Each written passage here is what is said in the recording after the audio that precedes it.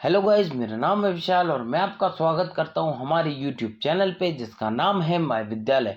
और हम बात कर रहे थे संपूर्ण मध्य प्रदेश की, जिसके अंतर्गत हम लोगों ने पिछले वीडियो में यानी कि भाग 4 में बात की थी मध्य प्रदेश में दार्शनिक स्थलों की, जहां आप चाहें तो आप भी घूमने जा सकते हैं।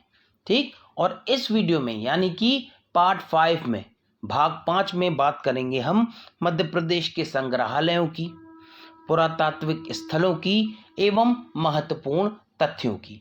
आज का ये वीडियो हमारा पर्यटन का आखिरी वीडियो होगा। तो चलिए बात करते हैं मध्य प्रदेश के संग्रहालयों की। मध्य प्रदेश में संचालनालय, पुरातत्व अभिलेखागार एवं संग्रहालय की स्थापना वर्ष 1956 में की गई थी, जिसका वर्ष 1994 में राजकीय अभिलेखागार में विलय कर दिया गया। मध्य प्रदेश में पुरातत्व संपदा के संकलन, संरक्षण, प्रदर्शन आदि के उद्देश्य से विभिन्न स्थानों में संग्रहालय स्थापित किए गए हैं। ठीक, बात करते हैं पहले की केंद्रीय पुरातात्विक संग्रहालय इंदौर। इसकी स्थापना वर्ष 1923 में की गई थी। वर्ष 1931 में इसे केंद्रीय संग्रहालय का दर्जा दिया गया। ठीक, केंद्रीय पुरातात्विक संग्रहालय इंदौर को। बात करते हैं दूसरे की इंदिरा गांधी राष्ट्रीय मानव संग्रहालय भोपाल। इसकी स्थापना मार्च 1977 को भोपाल में की गई थी। इसका नामकरण वर्ष 1985 में राष्ट्रीय मानव संग्रहालय तथा वर्ष 1993 में इंदिरा गांधी राष्ट्रीय मानव संग्रहालय किया गया। यह संग्रहालय मानव सभ्यता के विकास की कहानी से प्रदर्शित करने वाला देश का सबसे बड़ा संग्रहालय है। इस संग्रहालय में जनजातीय विकास एवं उनकी लोक कलाओं तथा भवनों की विशेष प्रदर्शनियां स्थापित की गई हैं। बात करते हैं तीसरे की राज्य संग्रहालय भोपाल।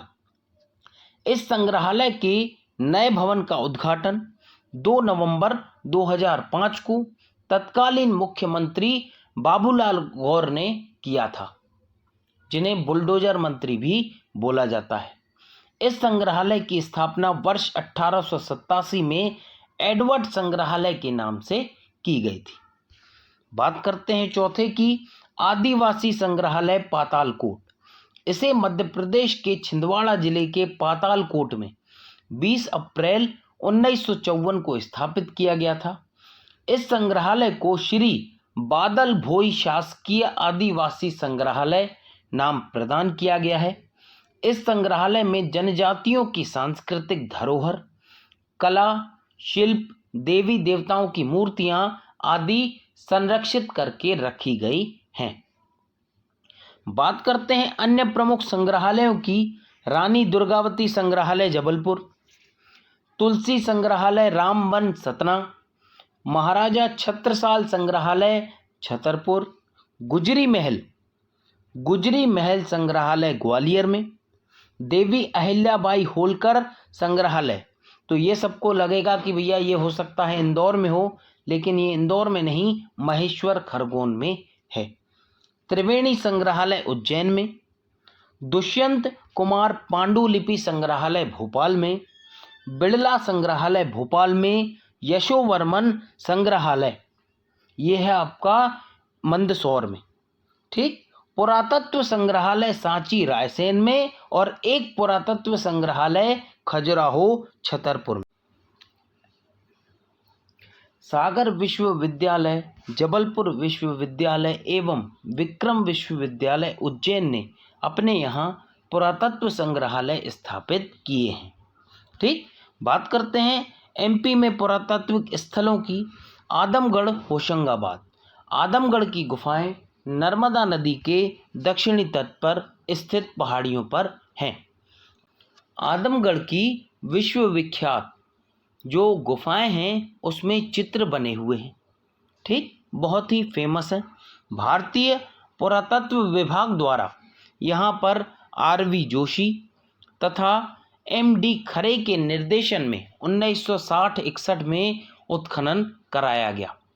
ठीक, आदमगढ़ से मानव के पशुपालक होने का प्रथम साक्ष्य प्राप्त हुआ है तथा यहाँ पर मानव के शव के साथ कुत्ते के दफनाए जाने का प्रमाण मिलता है। ठीक, बात करते हैं नागदा उज्जैन की। इस स्थल से ताम्रपाषाण युगीन सभ्यता के प्रमाण प्राप्त हुए हैं। यह स्थल चंबल नदी के किनारे। बात करते हैं एरण सागर की, तो भैया ये भी ताम्रपाषाण कालीन सभ्यता के साथ ही भारत में सती प्रथा के साक्ष्य यहीं से प्राप्त हुए हैं। ठीक, प्रथम साक्ष्य। बात करते हैं भीमबेटका रायसेन, यहाँ पाषाण कालीन गुफाएं प्राप्त हुई हैं। ठीक, पीतनगर खरगोन, तो भैया यहाँ से 2500 वर्ष पूर्व प्राचीन बौद्धकालीन अवशेष प्राप्त हुए हैं। खलघाट धार, यहाँ से 2000 वर्ष पुरानी वस्तुएं प्राप्त हुई हैं जो भगवान बुद्ध के अनुयायियों से संबंधित हैं। कायथा उज्जैन, काली सिंध नदी के किनारे स्थित यह स्थान ताम्रपाषाण युगीन सभ्यता के प्रमाण प्राप्ति का मुख्य स्थल है। नवदा टोली महेश्वर खरगोन, तो भैया नवदा टोली से ताम्रपाषाण कालीन सभ्यता के अवशेष प्राप्त हुए हैं। बात करते हैं आवरा मंदसौर की। इस गांव से ताम्रपाषाण युग से लेकर गुप्त काल तक के अवशेष प्राप्त हुए हैं। ठीक, अब बात करते हैं महत्वपूर्ण तथ्यों की। मध्य प्रदेश में पर्यटन के विकास के लिए वर्ष 1978 में मध्य प्रदेश राज्य पर्यटन विकास निगम की स्थापना की गई थी। इसके अतिरिक्त प्रदेश में पर्यटन विकास एवं प्रोत्साहन के लिए 22 फरवरी 2017 को MP टूरिज्म बोर्ड का गठन किया गया है। मध्य प्रदेश के शिवपुरी जिले को प्रदेश की पहली पर्यटक नगरी होने का गौरव प्राप्त है। ठीक, नर्मदा नदी घाटी क्षेत्र में स्थित हथनोरा सीहोर से पुरापाषाण कालीन मानव की खोपड़ी के अवशेष प्राप्त हुए हैं।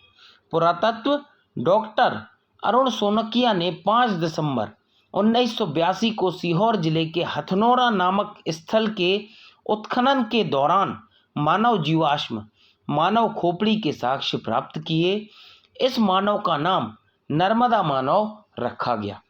ठीक, अब बात करते हैं इंदौर में होलकर राजवंश के संस्थापक मल्हार राव होलकर ने इंदौर का नाम मल्हार नगरी रखा था। इंदौर में खान नदी के तट पर स्थित लाल बाग पैलेस स्थित है।